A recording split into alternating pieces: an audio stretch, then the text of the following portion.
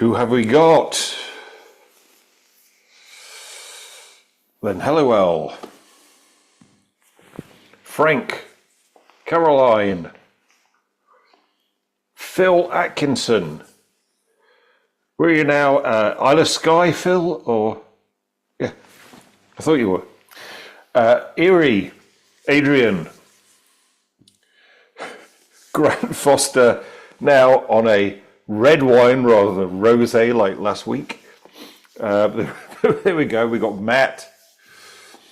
We got Paul Brucker out in Chicago. We got David Wise, Johannes, David Reed.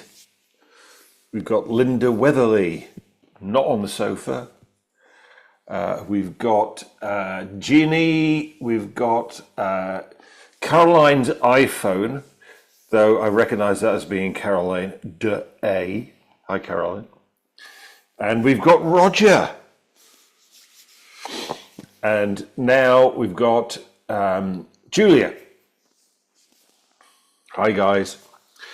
Thanks for joining us. We're nearly at the end of Personal Magnetism by Theron Q. Dumont. I'm just going to have to go and get my book.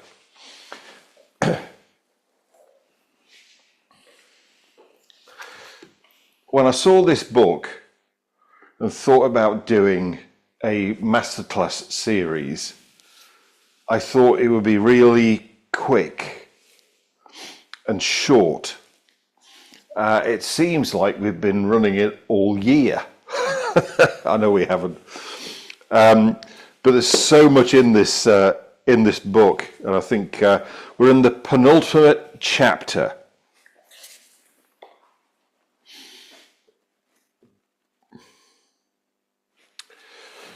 Magnetic self-defense.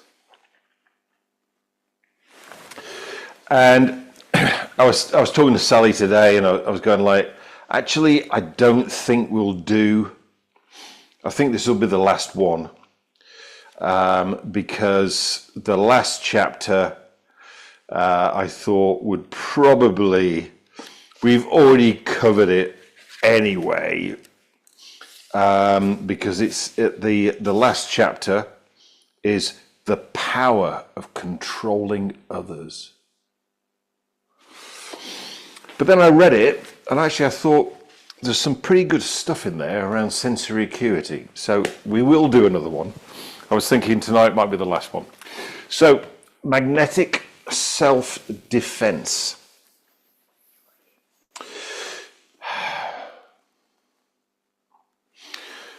Putting my NLP hat on at this point in time, we've got certain words that are implicit away froms and implicit towards. Let me just explain that for people who might not understand what I mean by that. So, away from is that you're moving away from what you don't want. Towards is you're moving towards what you do want. Defense in of itself is an away from. Just linguistically, because you've got to think about what do I want to defend myself against.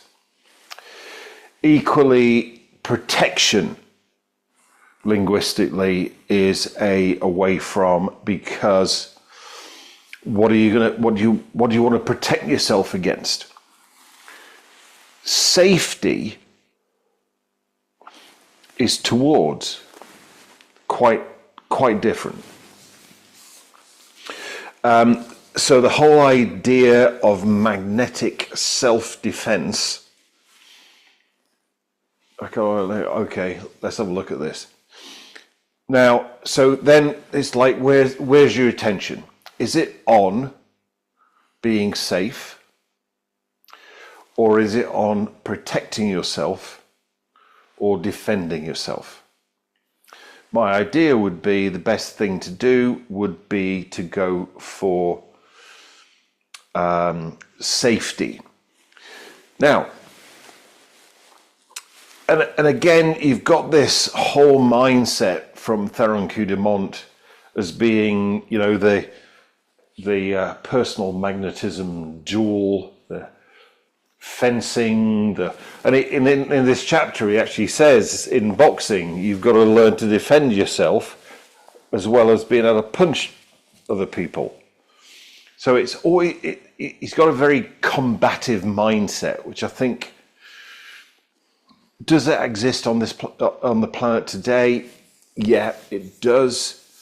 Was it more prevalent in the 1930s when Theron was writing the book? Yes, probably.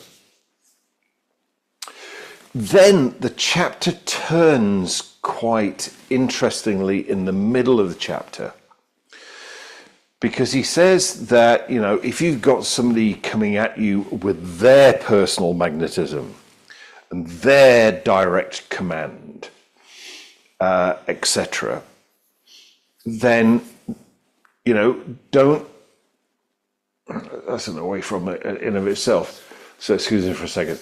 What you would do is you would take that on with what Theron Dumont calls a denial. And the thing that I thought about with this was that, you know, if somebody comes up to you, is doing personal magnetism, is doing a direct command, I have power over you, then his denial is you don't take that on, you go, you have no power over me. Now, this is what this made me think about when I was reading the book. We talk about this a lot on trainers training, because, you know, and this is a really important thing with speakers and trainers. One speaker says X. This is the way it is. And then the next speaker says, not X. As in, being not X the last person they spoke to. The last person who's speaking. Okay, yeah, they said this, now I'm saying this. Now, sorry, I'm getting caught up in my cables here. Now, if you've got X and not X,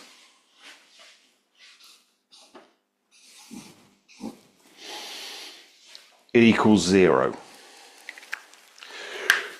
This is what Theron Dumont's talking about in his book, is that you go, you know, so one person sending personal magnetism to you, direct command, I'm stronger than you.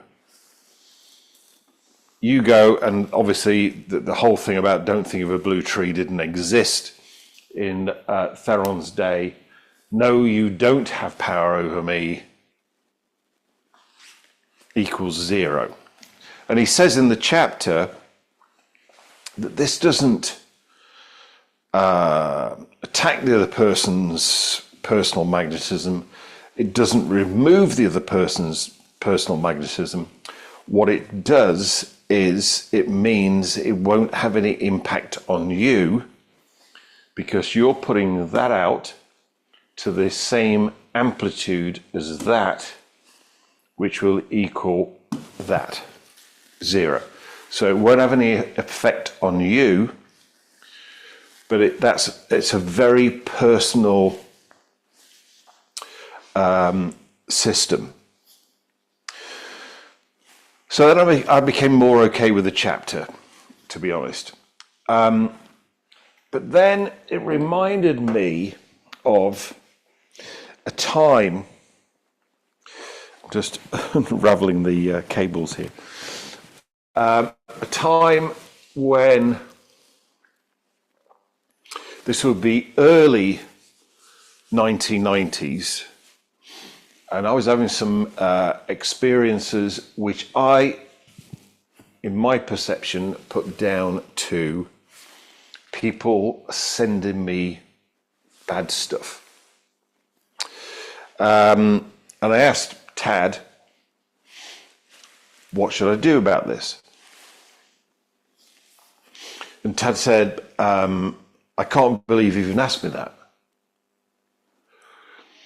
And I went, what do you mean? He said, well, you're an Elvis fan.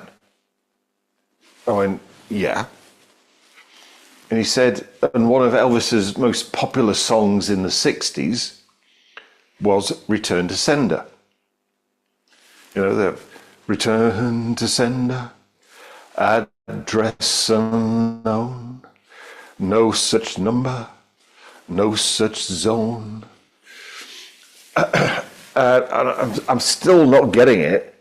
And he said, well, if somebody's sending you stuff that you don't want, from a personal magnetism point of view or any other point of view, just don't be in. So this is a thing around where's your attention. And Tad said, look, if you focus on the light, if your attention's on the light, then if somebody sends you stuff that you don't want, you're not at home. And when you're not at home, eventually the stuff will be sent back, return to sender. Which is my kind of like upgrade, if you like, on what Theron Q Dumont's talking about. He's become a little bit less combative with that. But he's still got this thing like somebody's doing something to me and I've got to do something in, for want of a better word, retaliation. So that's my take on that fairly short chapter of magnetic self-defense. I mean, my other take on it would be that in ancient Hawaii, if you got a plot of land, then what you wanted to do was to keep that land safe. And so you'd build a wall. That wall wasn't for defense, wasn't for security. It was to mark your territory, to keep certain things in, like your sheep, and to keep certain things out, like wolves. And it wasn't for security. So my big thing on this one is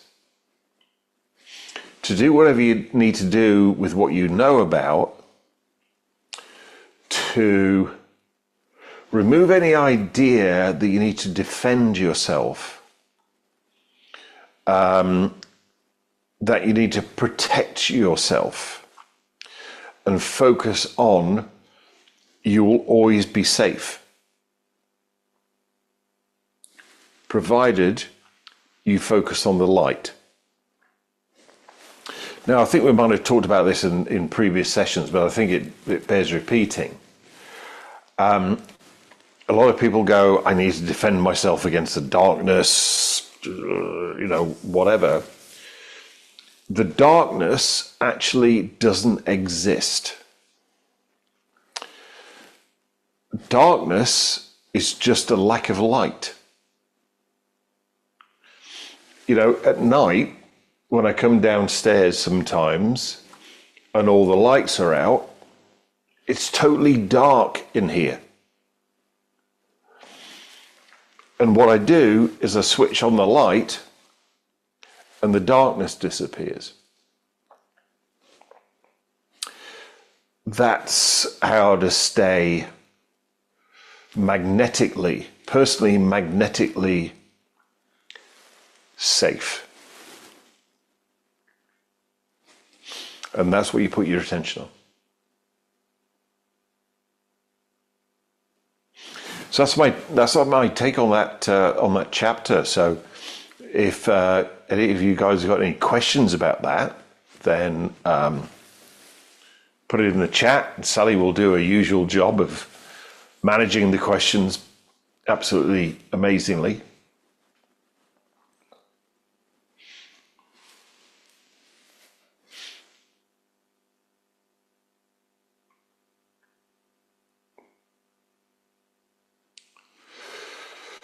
Because I can't see the chat from here because my computer's too far away. So No questions so far.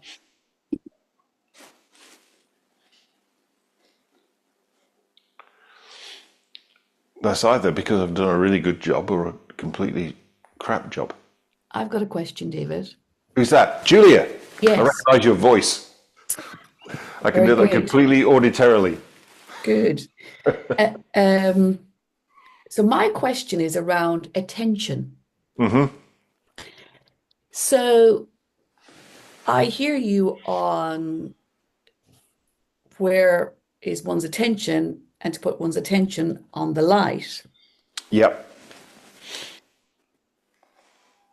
And when there's things coming in and I can hear other, it's like people get entangled, and I can see my own experience as well, in that more negative energy.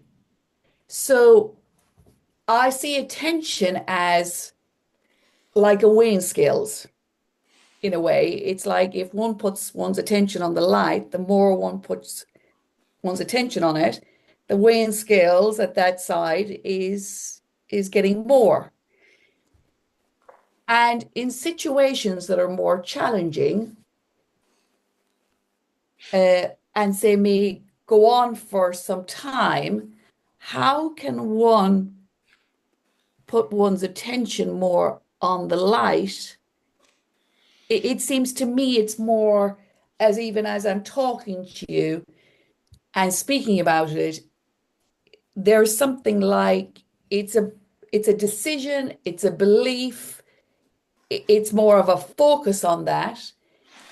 And there's something about not getting pulled into the other stuff. However, if one is running a business and there's stuff coming in, and say it's a bigger situation, you still have to deal with that in a non-attached way. So what are your suggestions, tips, experiences about working with one's attention on the light? Okay. Great question, Julia.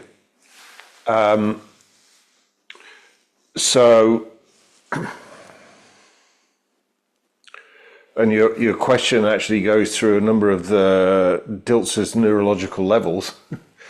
So let me deal with beliefs first. My belief is there's just energy. There isn't positive or negative energy. It's all energy.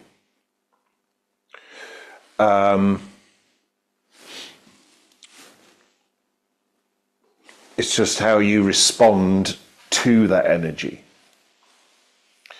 which will have a direct correlation to whereabouts in your body you feel it, whether it's lower down in your body or whether it's higher up in your body. So that's the first thing. No such thing as negative energy. But equally, no such thing as positive energy. Everything is energy. How we feel it is with regard to the frequency it's at. So what some people describe as being negative energy is low frequency. What other people describe as positive energy, like love and above, would be positive energy. Then strategies for, once you've got that belief in place, strategies for actually dealing with that would be around one hakalau from Huna, which you know, which is how you stay totally calm, balanced, and centered, regardless of what's going on around you. Even if everybody else is losing their heads, you're totally calm, balanced, and centered. Then, if we were to hop into NLP, the strategy would be to chunk up at least one logical level, if not two, or even possibly even more than that, because, you know, positive and negative is obviously a conflictive situation, and if you stay on that level, you'll never resolve it. What's the higher level? What's the purpose of this? What's the intention of this? What is this an example of? Possibly even going up another level. And that's what you focus on, is the higher level rather than the level which has got this polarity of, it is a polarity of a dichotomy of positive and negative. Not in the way that I've been talking about energy previously. And then, I know you know this because you've done the Huna trainings, how you can work on this inside of yourself is the Keave process.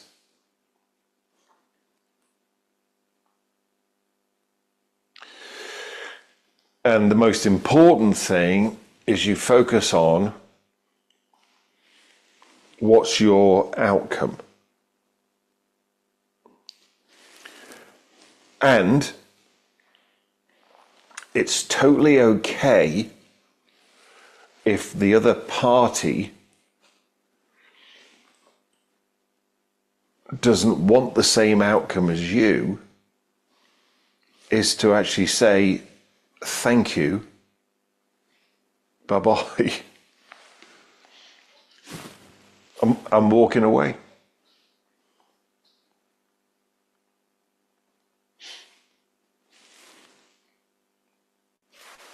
Does that answer your question, Julia?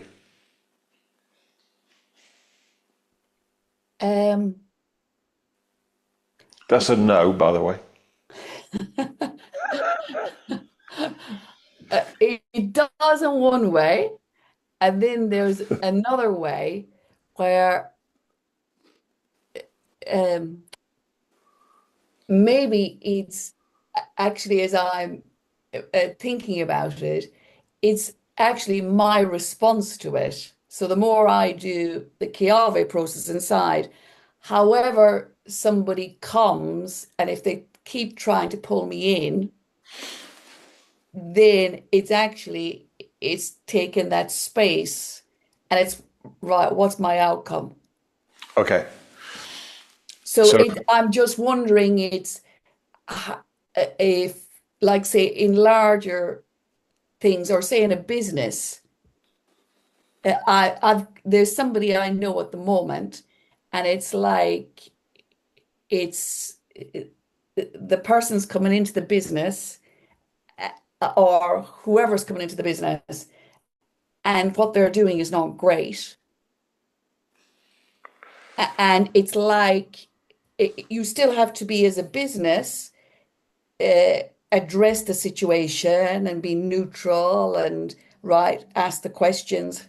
What's here for me to learn and all the rest of it, and address this. And still, you have to be, or one has to be, that neutral and centered and responsive. Okay. And I'm just wondering, over time, when it's more of a larger situation. So you mentioned about beliefs before. There's no large or small situation. when you chunk up, they're all The same. the same thing. Have to, need to, inherently, linguistically are away froms. So you would tend to create exactly what it is that you don't want. Because from a meta model point of view, I need to do this. Question, what would happen if you didn't? I have to do this. What would happen if I didn't? And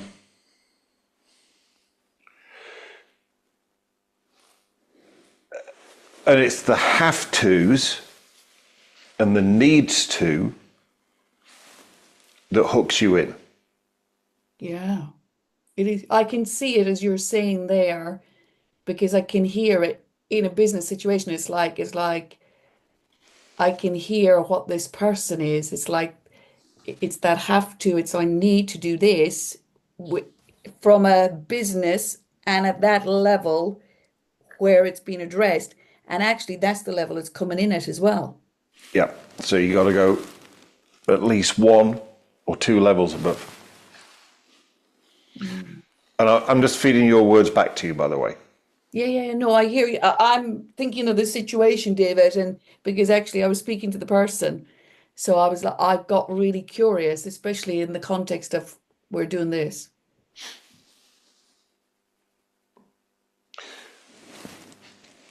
So does that now answer your question? Yeah, it does. Okay, cool.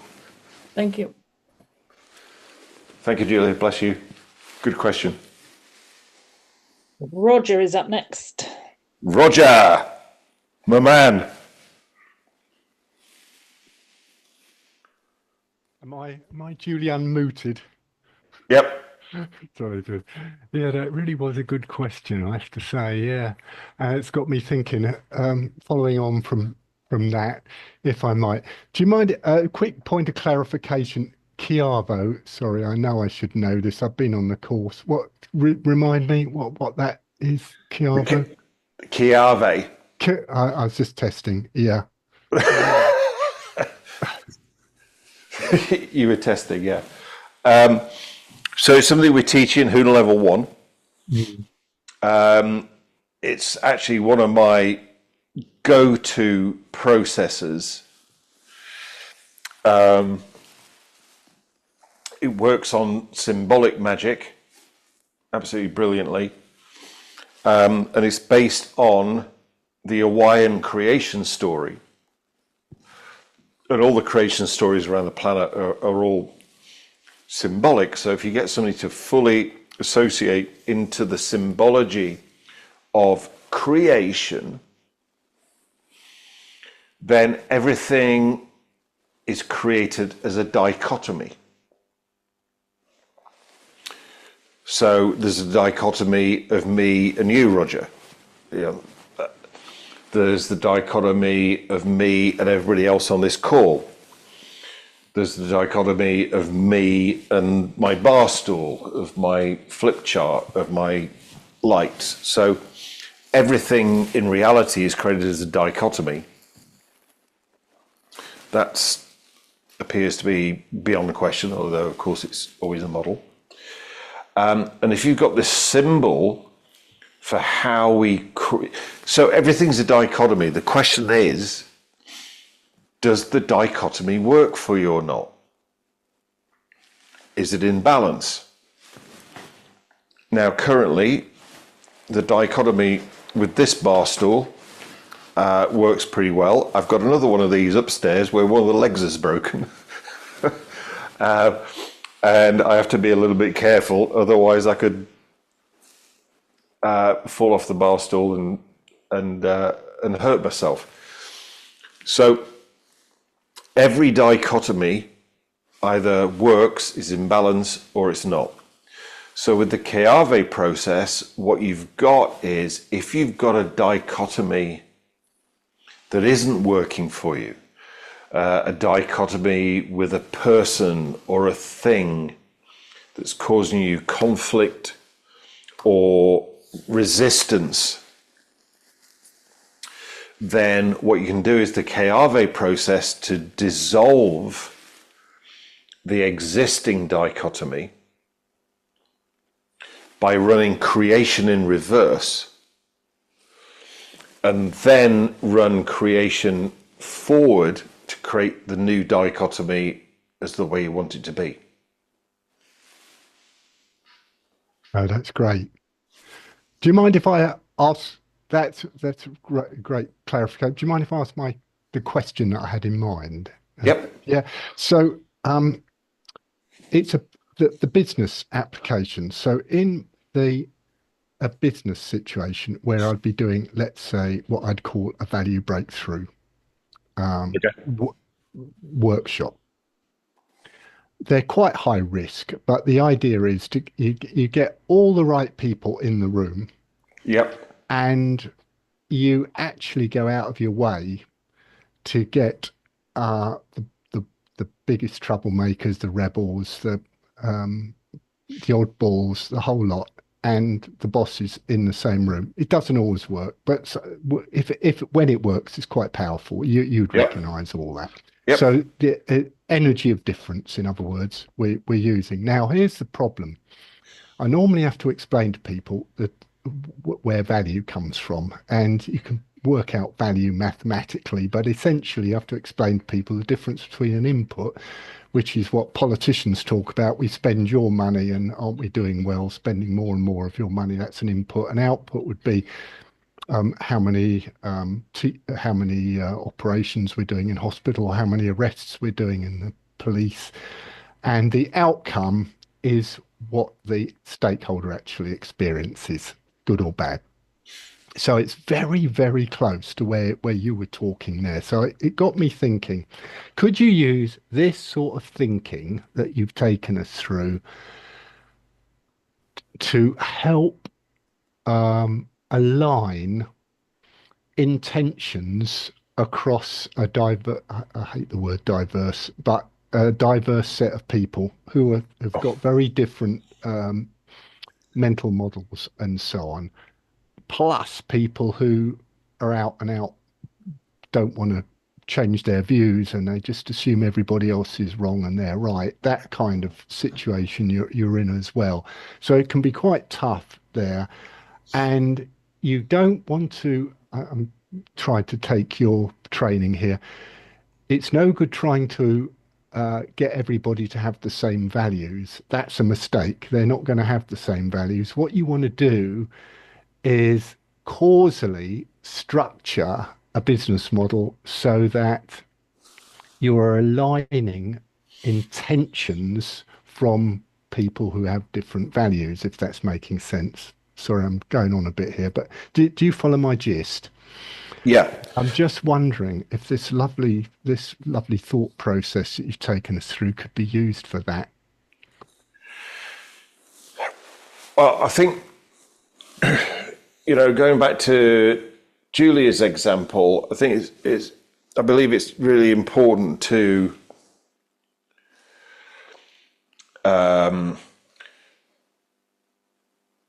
listen to and understand the impact that our language has on us, which I've got Prime Concerns Masterclass coming up, which this is what it's totally about.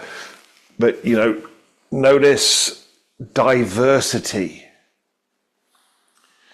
Diversity is difference. With difference, conflict goes with the territory. With sameness comes rapport.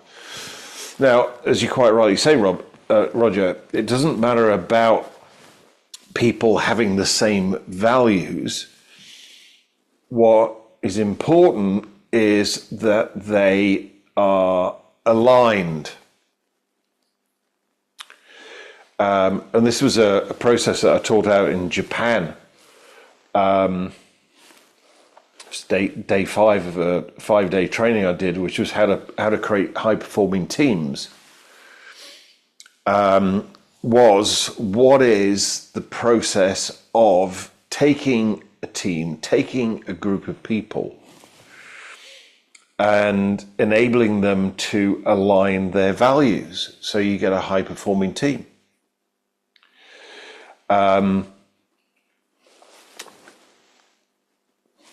As the leader of that process,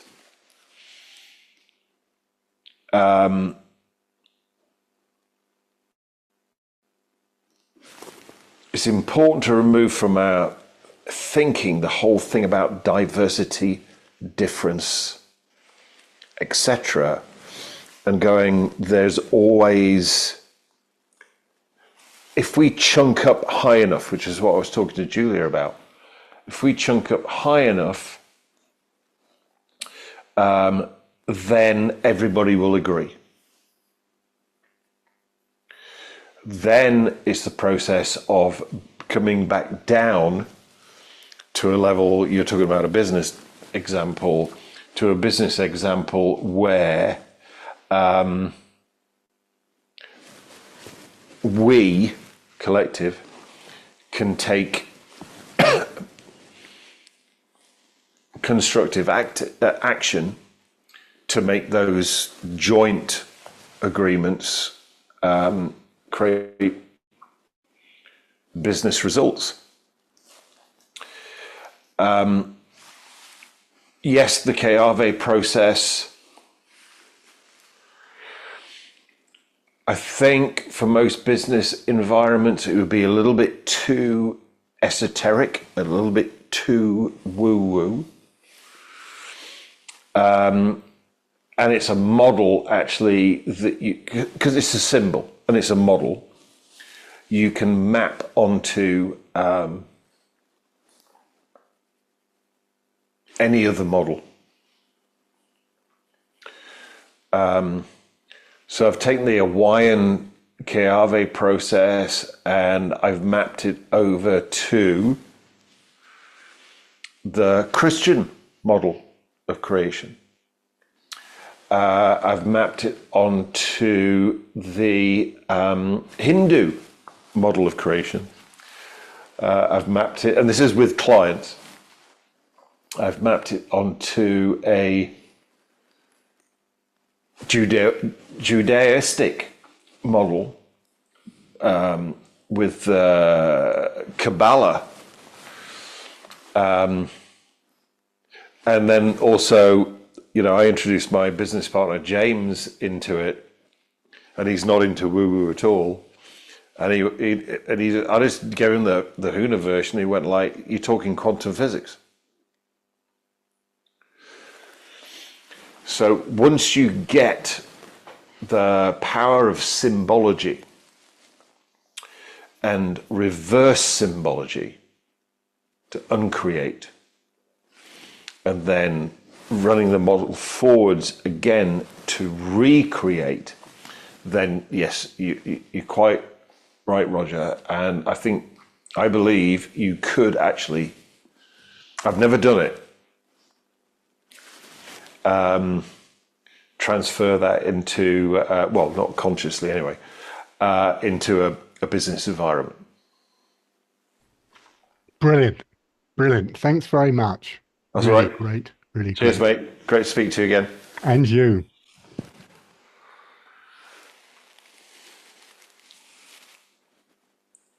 Sally, any other questions?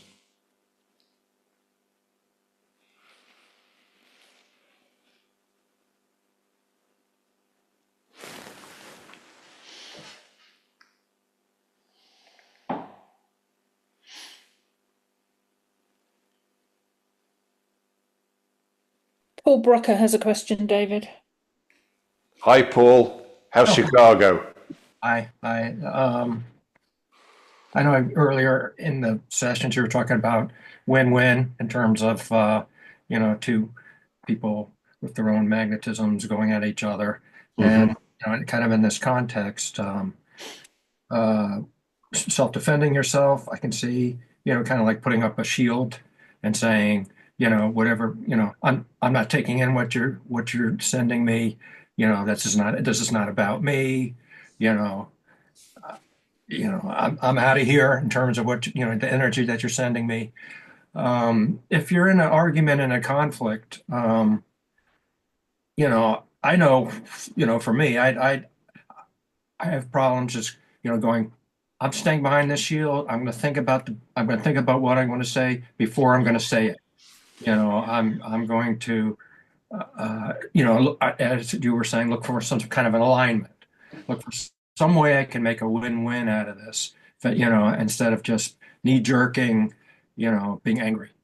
And I don't know, internally, how much, it doesn't come automatically to me. And I don't know, how to kind of shift gears instead of just, responding with anger. Yeah. When Yeah. This is the way that we designed our leadership program. It's quite different from most leadership programs. I'm not saying it's totally different than any leadership program. But we've got the inner game of leadership followed by the outer game of leadership. For me, the inner game of leadership is to get yourself sorted out, because it's not going to work if you've got a leader who gets triggered into getting angry or sad or scared or guilty or whatever it may be. So we use tunnel therapy techniques to enable people to release all of that stuff from the past. Mm-hmm. So then they don't get triggered. Or if they do get triggered, it's just for the situation they're in, rather than the landslide of all the situations they've been in beforehand, mm-hmm. If that makes sense. Sure. Like I was talking to Roger, getting our own values aligned inside of us. I mean, what chance have we got of getting a team values aligned if we're not aligned inside of ourselves? Getting our own beliefs in place, like I was talking to Julia. How is it ever going to work if you've got a leader who's got this underlying limiting belief of not being good enough, as an example? And that can come up in all stages of life. I've got, a number of very, very, very, what we do see as being financially successful leaders, that they get to a new level of success and they go, what a lot of people today would call imposter syndrome. But imposter syndrome is just, I'm not good enough. I mean, that's basically what it is. And then we move to influencing skills, whereas most leadership programs go straight for influencing skills, presentation skills, etc. But they're not going to stick if the person isn't okay inside of themselves. So I think that's the key thing, Paul, is around releasing the stuff inside of you so that people aren't able to trigger an adverse reaction. That's exactly the right word, trigger. Yeah. So, when you're driving down the freeway, somebody cuts you up. Is it appropriate to get grumpy? Yes. If they've done something really stupid and it's deliberate, is it appropriate to get more than grumpy, particularly if you've got your family and your kids in the car? Yes. Is it appropriate to chase them at high speed for 10 miles and then drive them off the road and get the baseball bat that you just happen to have in the trunk of the car and smash their windscreen in. No. So, you know, positive and negative emotions are there for a reason. They're our unconscious mind's way of going, there's something for you to pay attention to.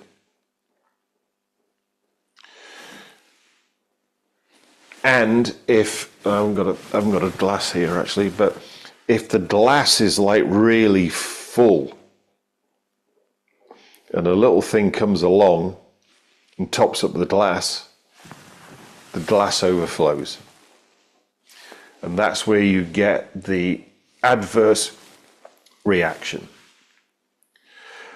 Even to the point where even the person might go, I don't know why I did that. It was only ... or people who are watching, seeing this, witnessing this instance might go, what's the matter with him? It was just ...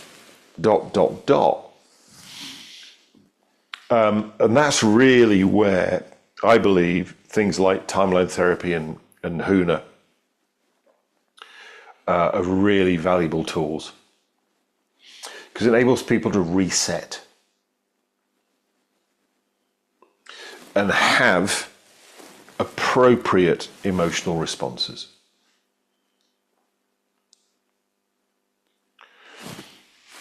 Okay, well said. My belief is, and obviously it's just my belief, it's just my model, that emotional responses, when appropriate, are important. They guide us in life. Yeah, I mean, the whole idea, not just to shut down, because you're attacked, but I don't process it in a smart way, if possible, and not just be knee jerk about it, like you're talking about being triggered, and making more out of the situation than it has to be, or etc. Yeah, going overboard, whatever it may be. And that's where things like timeline therapy, mental emotional release, HUNA, are really valuable, because it enables us to do a reset.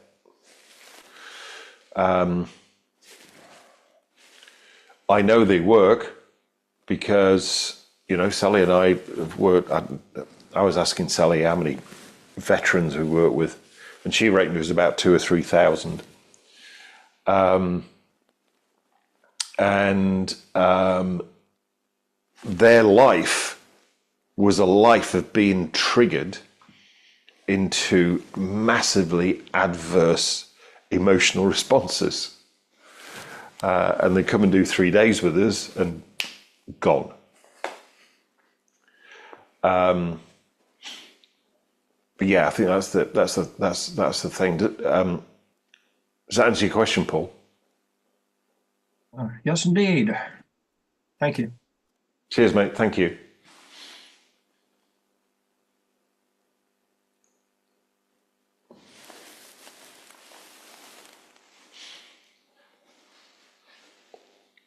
Sally.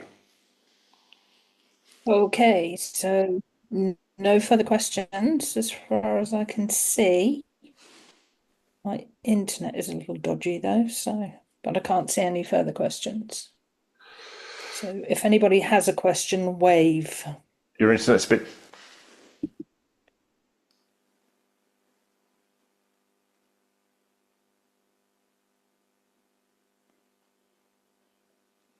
dodgy. I'm back now.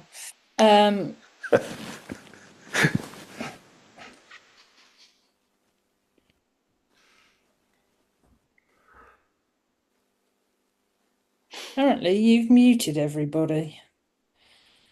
I haven't touched anything. I'm not sure you have. I didn't think you had. I can't reach. My arm's so not no that further long. question. Master of the universe. I did it with my energy, mind. mate. Your energy. Yeah.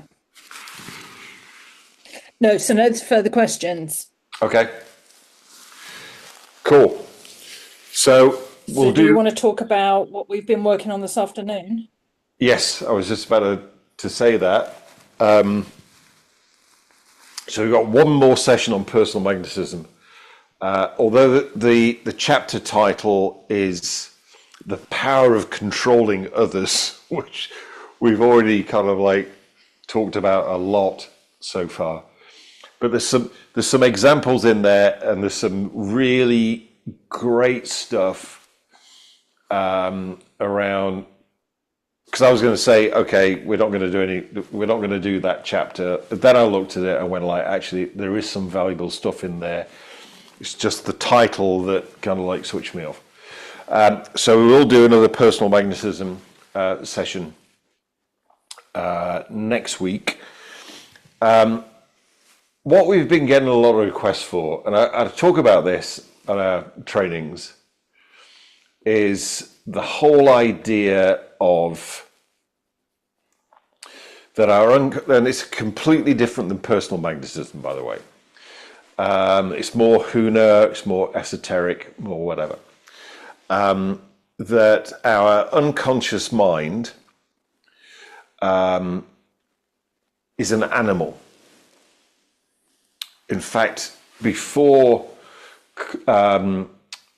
Sigmund Freud called the unconscious mind, it was called the animal mind. Because traditionally it was always thought that your unconscious mind was an animal. And then there's the idea that the animal that your unconscious mind is what animal your unconscious mind was before it became your unconscious mind, if we entertained a model of reincarnation. And, I've talked about this. It's in the North American Indian shaman tradition. This is where you've got totems and wooden carvings of people's unconscious minds and all those kind of things. And I've got a process which I've done on a few higher level Huna trainings. But I've never done it online. It's not recorded as a product. And Sally said to me, look, I'm getting loads of questions about this. You've got loads of questions about it on trainings. Could you do it online? So Sally, having done Masters of Influence, is very influential.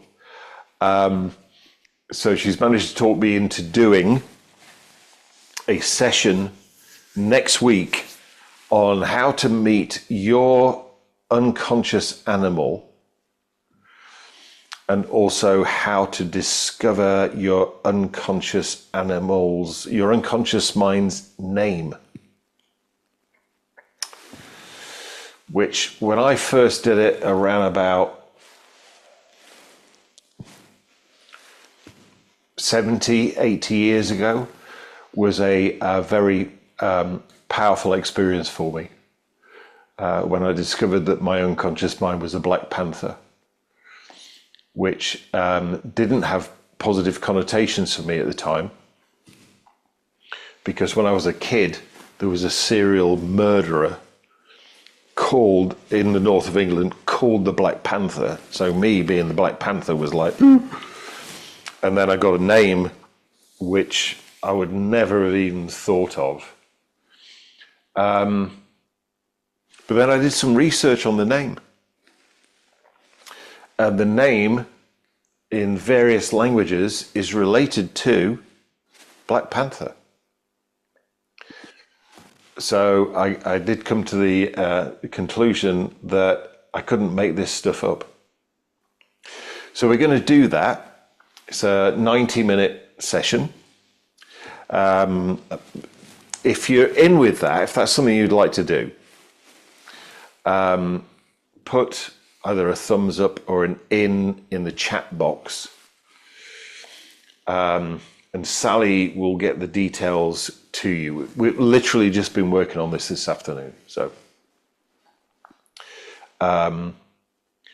because I've done the process with people before, but we've never actually kind of like marketed it or I don't know, those kind of things. So if you be up for that, then put an in or a thumbs up in the chat and Sally will get in contact with you. And I think we're going to do it next week, aren't we, Sal? Saturday, yeah. Saturday, yes. So you get to meet your unconscious animal and get to discover your unconscious mind's true name. Which, by the way, when you discover your unconscious mind's true name, you never tell anybody. Because there was an ancient saying, when you know the true name of someone, you control them. And your true name is the name of your unconscious mind. I can see a few people clapping there. So that was a good idea, Sally. There'll be an e-shot go out about I it. have them occasionally. You have them on no more than occasionally. There will be an e-shot going out. There will be stuff on Facebook. And if you're in, let's just get you in, get you booked, get you sorted. And Sally will organise all of that. David, can I ask you a question? Having done that with you on Masterclass, Yeah. does that matter or is it okay to do it again? No, totally do it again. That's what I thought. Good. Yeah. Blimey, I can't believe it did it on your master prank. It was great. Somebody must have bended my arm massively.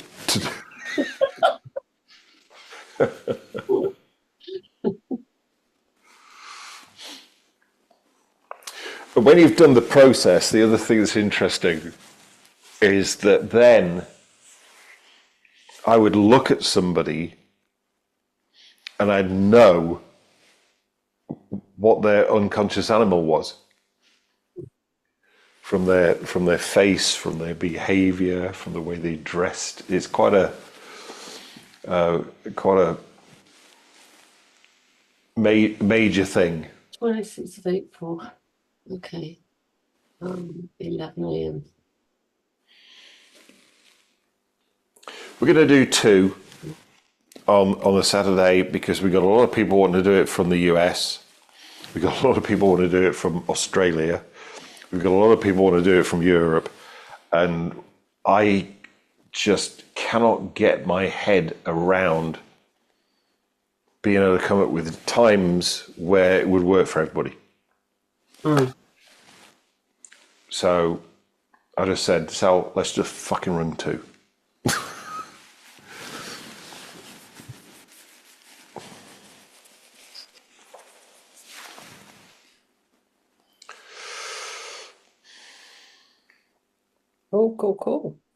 Cool. Very So, cool. I got told off the other week because I'd asked you to put something in the chat and then I closed the session down. So, which meant because I'm running it here on 2 machines. Oh no, I've recorded the other one in gallery view. Oh, speak of you. Okay. I'm not with it.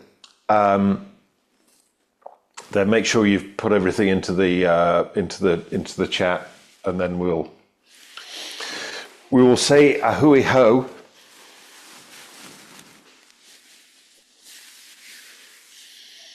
Which, for those of you who don't speak Hawaiian, means until we meet again.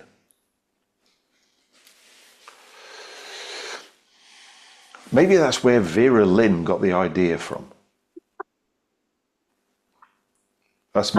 I'm showing my age now. Yep. Some people are going, who the fuck's Vera Lynn?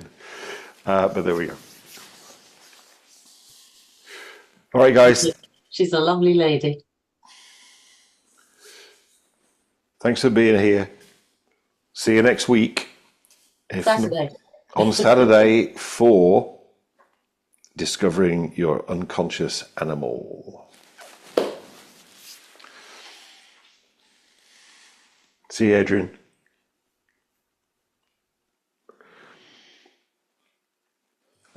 See you, Phil. See you, Graham.